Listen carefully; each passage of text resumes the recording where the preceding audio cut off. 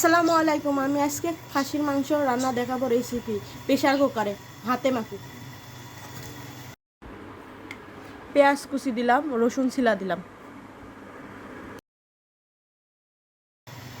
লবণ, আদা, জিরে বাটা, হলুদ দিলাম, ধনে গুঁড়ো, ঝালের গুঁড়ো, দারচিনি, এলাচ, লং, ছোট বাটির 1 বাটি তেল, সয়াবিন তেল।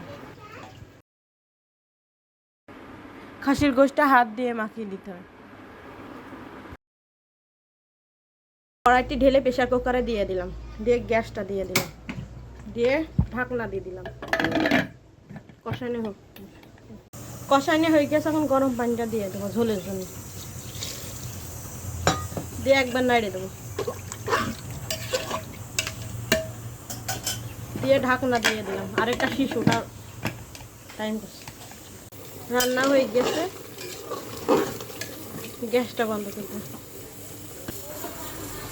গোশের মধ্যে ভাজনাটা দিয়ে দেবো 1 চামচ, একবার নাড়িয়ে দেবো।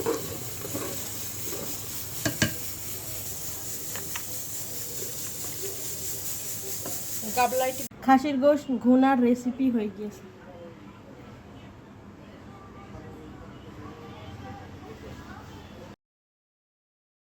পোলোয়া রান্নার রেসিপি হয়ে গেছে। ডিমের কুরমার রেসিপি হয়ে গেছে।